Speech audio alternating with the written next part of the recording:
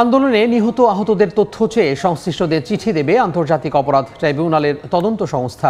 বিস্তারিত জানাতে ট্রাইব্যুনালের সামনে আছেন রিপোর্টার আফজাল হোসেন। আমরা সরাসরি যুক্ত হব তার সঙ্গে। আফজাল, চিঠিটি দেওয়ার প্রক্রিয়া শুরু হয়েছে। আমরা যতটুকু জানি যে আন্তর্জাতিক অপরাধ ট্রাইব্যুনালের chief prosecutor advocate Tajul Islam কিছুক্ষণের মধ্যেই এই বিষয়ে আনুষ্ঠানিকভাবে ব্রিফিং করবেন। আর এই চিঠি পাঠানোর কাজটি করবে আন্তর্জাতিক অপরাধ ট্রাইব্যুনালের তদন্ত সংস্থা এবং চিঠিটি এর মধ্যে প্রস্তুত করা হয়েছে, কিছুক্ষণের মধ্যেই পাঠানো হবে।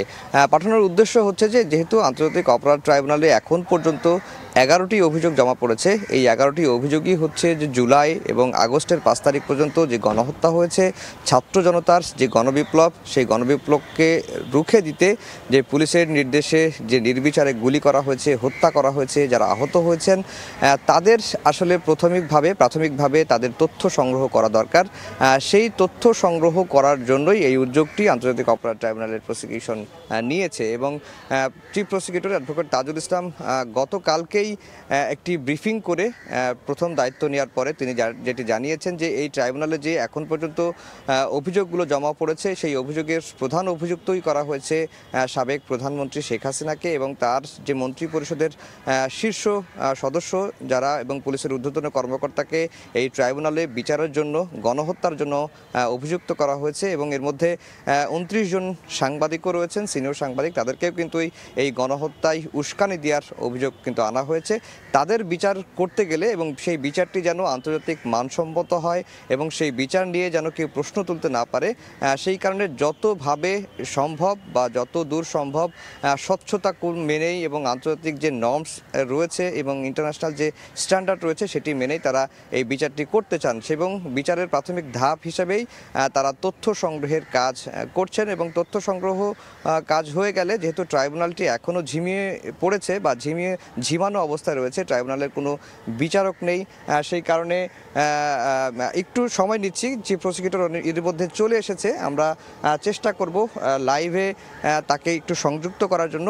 Chief prosecutor advocate Tajul Islam আসছেন গণমাধ্যমের সঙ্গে কথা বলার জন্য। অ্যাডভোকেট তাজুল ইসলাম, আমরা একটু সরাসরি সম্প্রচারে আছি, জাস্ট খালি একটা লাইনে যদি বলে দেন যে কি পদক্ষেপটা নেওয়া হচ্ছে। আমরা যতটুকু জানতে পেরেছি যে তথ্য সংগ্রহের জন্য চিঠি দেওয়া হবে। আমরা যেটা আজকে করেছি যে বাংলাদেশের সবগুলো যে জেলাতে যারা যে জেলা প্রশাসক, পুলিশ সুপার, সবগুলো হসপিটালের যারা কর্মকর্তা আছেন সেখানে গোরস্থানগুলো, গণকবর এবং বড় বড় গোরস্থান যারা আছে যেখানে মৃতদেহগুলোকে দাফন করা হয়েছে সেই সমস্ত জায়গায়, সকল পাবলিক এবং প্রাইভেট হসপিটাল, এরপরে বিশ্ববিদ্যালয়গুলোতে যেখানে ঘটনাগুলো ঘটেছে এদের কাছে আমরা চিঠি দিচ্ছি তদন্ত সংস্থার পক্ষ থেকে যে তাদের কাছে আহত, নিহত এবং এই মূলত আহত নিহতের যে তালিকাগুলো আছে সেগুলো আমাদের কাছে সরবরাহ করার জন্য, কারণ এগুলো মামলা প্রমাণের জন্য কাজে লাগবে। আর হচ্ছে যে জেলা প্রশাসকদেরকে বলেছি, পুলিশ অফিসারদেরকে বলা হয়েছে যে আপনাদের এখানে সোফার যে সমস্ত মামলা দায়ের হয়েছে অথবা কি ঘটনা ঘটেছে আপনাদের ভার্সনটা কি, এই জিনিসগুলো অবিলম্বে তদন্ত সংস্থার কাছে পাঠানোর জন্য। এটা কি চিঠিটি পাঠানো হয়ে গেছে? এটা প্রক্রিয়ার মধ্যে আছে, আজকেই সেটা চলে যাবে।